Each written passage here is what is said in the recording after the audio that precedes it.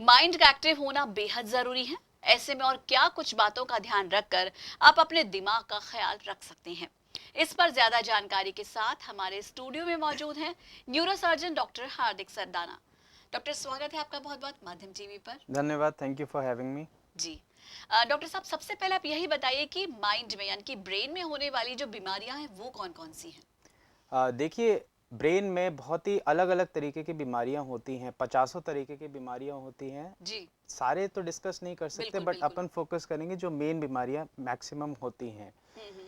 तो ब्रेन में 6 तरीके की न्यूरोसर्जन मेन बीमारियां देखता है। सबसे पहला जो मोस्ट कॉमन है वो होता है हेड इंजरी। ओके। जब भी किसी का सिर पे चोट लगती है, चाहे एक्सीडेंट हो, चाहे कोई छत से गिर जाए या किसी भी चीज़ से चोट लगे, तो सबसे ज़्यादा कॉमन जो एक न्यूरोसर्जन बीमारी देखता है वो होता है हेड इंजरी। जी।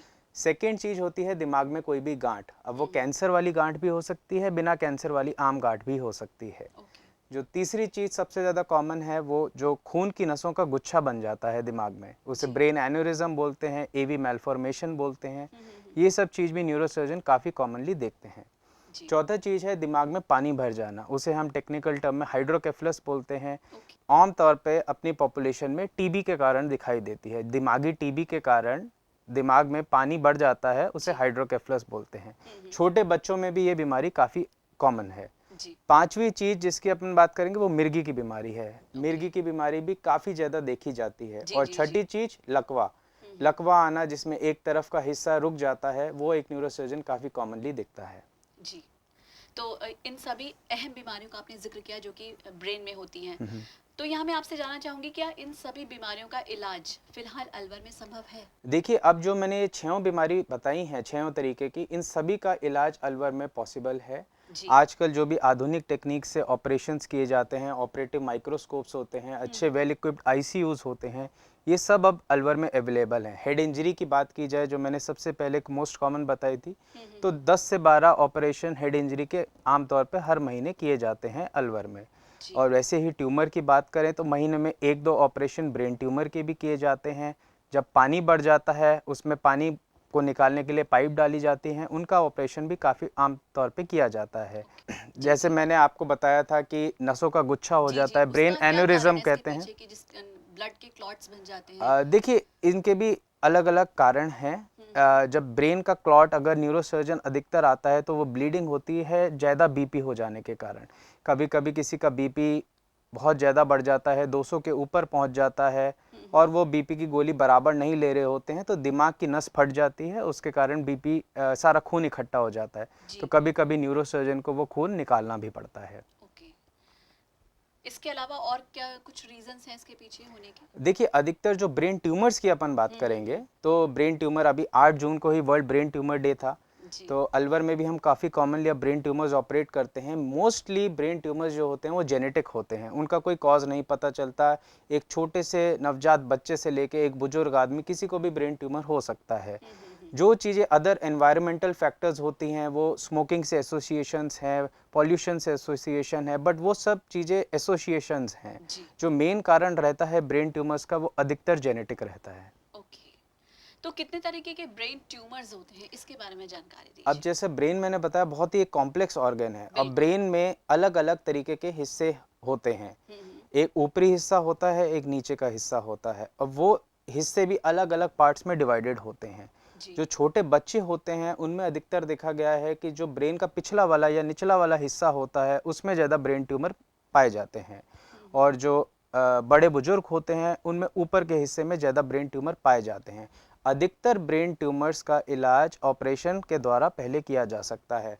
ब्रेन ट्यूमर्स इसमें 2 तरीके के होते हैं। सारे ब्रेन ट्यूमर कैंसर नहीं होते। जी। कई ब्रेन ट्यूमर होते हैं जो कि एक सामान्य गांठ होती है, जिनको अगर निकाल दिया जाए तो मरीज बिल्कुल पूरी तरीके से ठीक हो जाता है। ठीक हो जाता उसे आगे कोई दवाइयाँ, कोई रेडियोथेरेपी, कोई कीमोथेरेपी की भी जरूरत नहीं पड़ती। है। ओके। ऐसे बहुत तरीके के ब्रेन ट्यूमर होते हैं। तो ब्रेन ट्यूमर के बारे में एक ये मिथ्या है कि ब्रेन ट्यूमर हो गया इसका मतलब कैंसर हो गया। काफ़ी जैसे गांव से मरीज आते हैं, वो यही सोचते हैं, तो ब्रेन ट्यूमर के नाम से एकदम डर जी जाते बिल्कुल हैं। बिल्कुल बिल्कुल। तो इसमें बस ये अपने को ध्यान रखना है कि आजकल के ज़माने में बहुत ज़्यादा इलाज आधुनिक हो चुका है और अलवर भी उसी तरीके से काफ़ी प्रोग्रेसिव हो चुका है।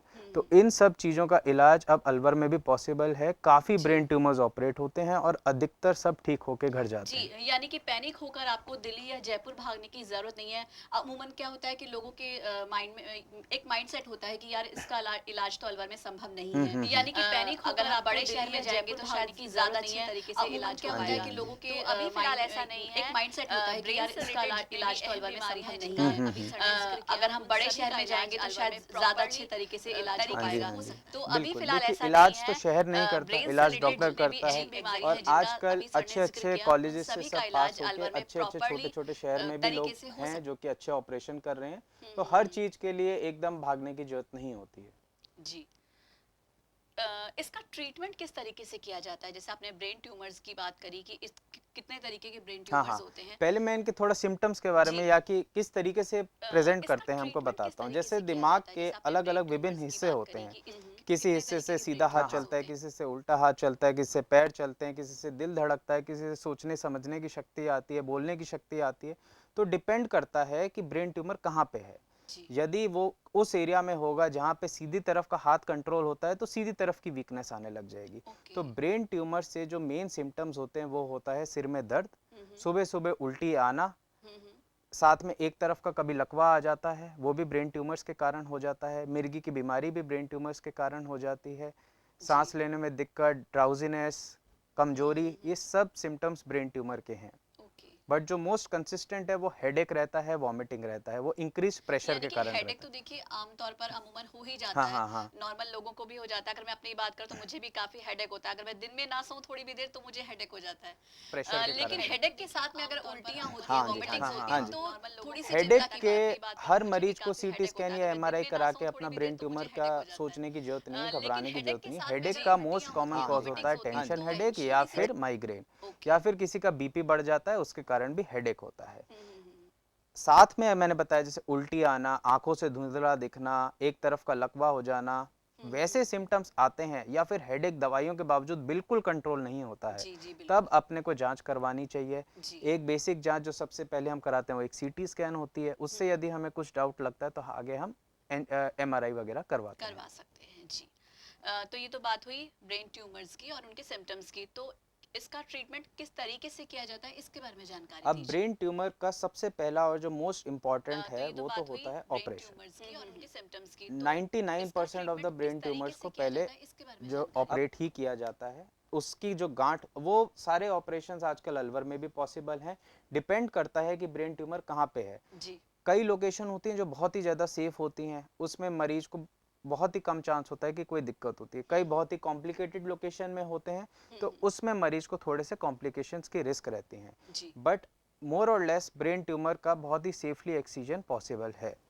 इसके बाद ब्रेन ट्यूमर को हमेशा बायोप्सी के लिए भेजा जाता है और जेनेटिक मार्कर्स के लिए भेजा जाता है। उसकी रिपोर्ट आती है, उसके अनुसार मरीज को समझाया जाता है कि वो या तो सामान्य गांठ है या फिर वो एक कैंसर की गांठ है। जी। अगर वो सामान्य गांठ है तो मरीज को आगे कोई और इलाज की जरूरत नहीं होती, कोई कीमोथेरेपी, कोई रेडियोथेरेपी की जरूरत नहीं होती।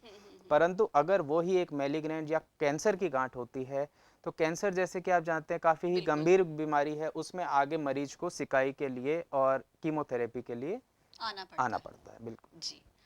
तो एक तरह से ब्रेन ट्यूमर अगर आपको है तो घबराने की जरूरत नहीं है। एक तो आज की डेट में हर बीमारी का प्रॉपर इलाज बिल्कुल। संभव है। तो एक तरह से अब बात करें कि ब्रेन ट्यूमर आपको है तो को घबराने होने की से जरूरत किस नहीं है। तरीके से रोका जा एक सकता है तो उसके आज बारे की में डेट आप में कुछ बता सकते हर हैं। बीमारी का देखिए, प्रॉपर जैसे मैंने इलाज बताया संभव ब्रेन है। ट्यूमर मेनली जेनेटिक अब होता है। बात करें तो कि ब्रेन ट्यूमर रोकना, ये तो देखिए को अब एक होने किस्मत से की बात किस है, अगर तरीके ब्रेन से ट्यूमर रोका हो जा गया सकता तो है उसके बारे रोकने में से आप कुछ ज़्यादा बता जरूरी सकते होता है उसका अर्ली आइडेंटिफिकेशन। हैं। जी। क्योंकि किसी भी बीमारी को अगर अर्ली स्टेज पे, जब वो कम साइज का है, छोटे से साइज का है, बहुत ही सेफ होती है सर्जरी। कभी किसी मरीज को कोई दिक्कत नहीं होती अगर ब्रेन ट्यूमर बहुत छोटा रहता है, नॉर्मल लोकेशन पे रहता है। जी। बट इसी चीज़ को अपन इग्नोर करते रहें, लोगों को क्या होता है कि वो प्रॉपर इलाज कभी कभी नहीं कराते क्योंकि थोड़ा इलिटरेसी भी ज़्यादा है जी। और थोड़े मिसकंसेप्शंस ज़्यादा हैं। अगर उसका प्रॉपर अर्ली डायग्नोसिस हो जाए, दैट इज़ मोर इम्पॉर्टेंट। तो हमेशा जब भी आपको लगे कि सिर दर्द बिल्कुल काबू के बाहर है या जो मैंने बाकी लक्षण बताए, हमेशा एक स्पेशलिस्ट को दिखाइए, एक स्पेशलिस्ट न्यूरोलॉजिस्ट या न्यूरोसर्जन को दिखाइए। जी अगर आपका ब्रेन ट्यूमर अर्ली डायग्नोस हो जाएगा तो उसका इलाज बहुत ही अच्छे वे में संभव है और आप पूरी जिंदगी एक्सपेक्ट कर सकते हैं अगर वो एक सामान्य गांठ निकले तो। जी। तो ब्रेन ट्यूमर के बढ़ने के पीछे और क्या कुछ रीजंस हैं? देखिए ब्रेन ट्यूमर तो देखिए जैसे मैंने बताया, अगर अपन डिले करेंगे कभी भी डायग्नोसिस तो समय के ब्रेन साथ ट्यूमर हमेशा के ट्यूमर बढ़ता ही है। बिल्कुल बढ़ने के 90% पीछे और ट्यूमर्स क्या जो कुछ ऐसे होते हैं जो रीजंस? साइज में बढ़ते हैं। जी कई ट्यूमर होते हैं जो साइज में नहीं बढ़ते, जो बिल्कुल ही बिनाइन लगते हैं हमें एमआरआई में, उनमें हम नहीं भी करते ऑपरेशन, उनमें हम ऑब्जर्व करते हैं। बट 90% ट्यूमर ऐसे होते हैं जो कि बढ़ते हैं। जी तो उस केस में अपने को मोस्ट इम्पॉर्टेंट है टाइम, जल्दी डायग्नोस करिए, जल्दी इलाज कराइए और ऑपरेशन से घबराइए ना। जी।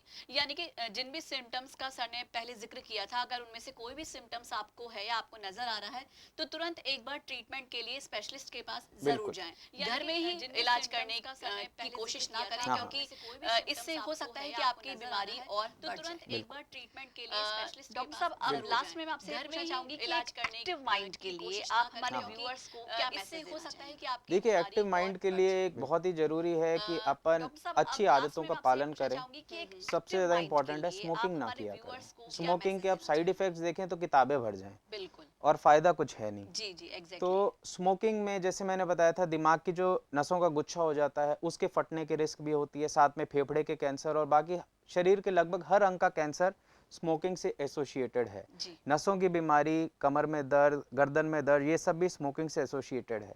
तो स्मोकिंग, एक्सेसिव एल्कोहल, रात में समय पे ना सोना, एकदम इरेटिक सा पैटर्न होना, अच्छी डाइट ना लेना, तेल का तला हुआ चिकना फास्ट फूड ये सब खाना, ये सब नहीं, एक प्रॉपर डाइट होनी चाहिए, पानी ज़्यादा पीना चाहिए, हरी सब्जियां ज़्यादा खानी चाहिए, एसेंशियल फैट्स लेने चाहिए और स्मोकिंग, अल्कोहल इन सब से दूर रहना चाहिए, क्योंकि ये चीज़ें जो आदतें हैं इनसे काफ़ी ज़्यादा प्रॉब्लम होती है। जो लकवा बहुत ही आम कारण है, बिल्कुल स्मोकिंग से खून गाढ़ा हो जाता है जिसके कारण नसें जम जाती हैं दिमाग की खून की, उसके कारण लकवा काफ़ी कॉमनली पाया जाता है। लगभग 80% पेशेंट्स जो हमारे को लकवे के मिलते हैं उनकी स्मोकिंग की हिस्ट्री होती है।